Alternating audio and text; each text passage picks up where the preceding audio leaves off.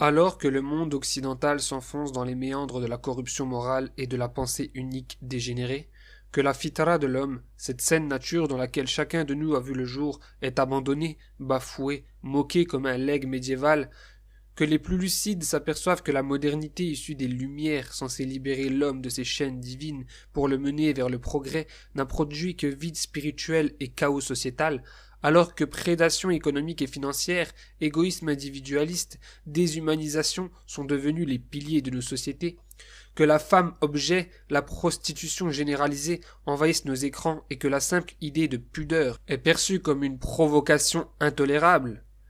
Ô Islam, quel bastion de pureté et d'espoir tu es! Quelle lumière resplendissante tu représentes au milieu des ténèbres! Comment peut-on seulement une seule seconde imaginer un futur pour l'homme sans toi? Car ne nous y trompons pas, et ne nous laissons pas aveugler par les sirènes trompeuses du progrès technologique. La modernité n'a fait que régresser l'homme à tous les niveaux. Esthétiquement, culturellement, moralement, spirituellement, artistiquement, le monde moderne n'est qu'une parodie d'humanité. Un rapide zapping télévisuel ou musical vous en convaincra.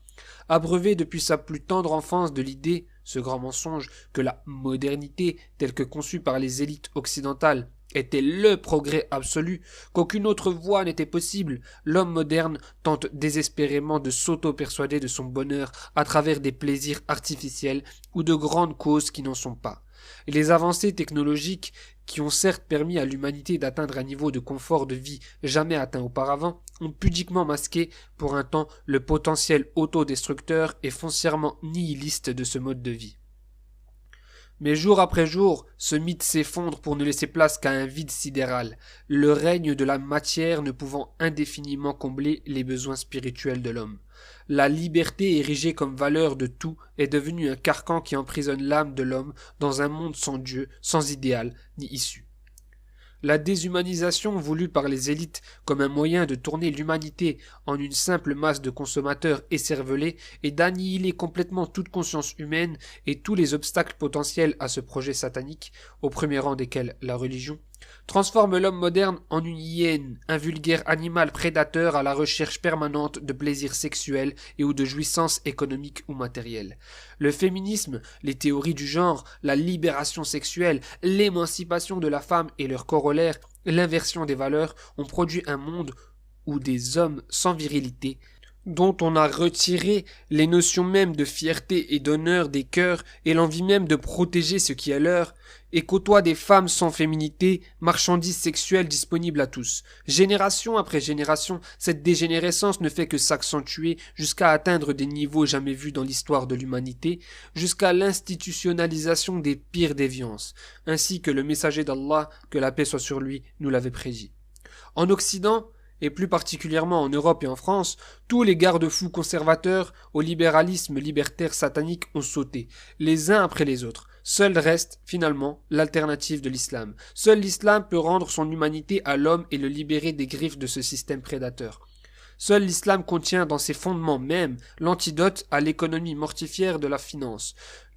Riba, l'usure. Seul l'islam protège de la perversion et de l'instrumentalisation par ses haute valeur morale, le fondement sur lequel toute société saine se construit, la femme et la famille. Seul l'islam, par son essence communautaire, foncièrement tournée vers la générosité, le don, la solidarité, peut sauver une société où l'égoïsme et l'individualisme ont été portés à leur paroxysme.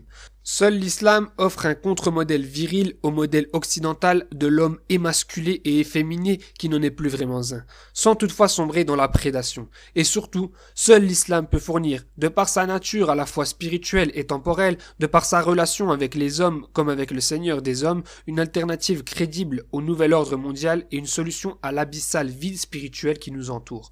Une foi simple, forte et authentique, conforme à la fitra, la nature humaine. Qu'aucun sécularisme ni libéralisme, qu'il soit imposé par la force brute, la guerre idéologique ou la propagande médiatique n'a pu briser. En témoigne le renouveau islamique que l'on peut voir partout à travers le monde. Des décennies de décadence entretenue, de répression physique, de colonisation mentale ne nous ont pas brisés. L'islam est toujours là et le restera jusqu'au jour dernier en tant que dernier message adressé par le Seigneur des mondes à sa création. En réalité, les tendances au long terme sont même en notre faveur. Plus l'humanité s'enfoncera dans le chaos, et plus les enfants de l'Occident chercheront la stabilité de l'islam, tel un phare au milieu des ténèbres.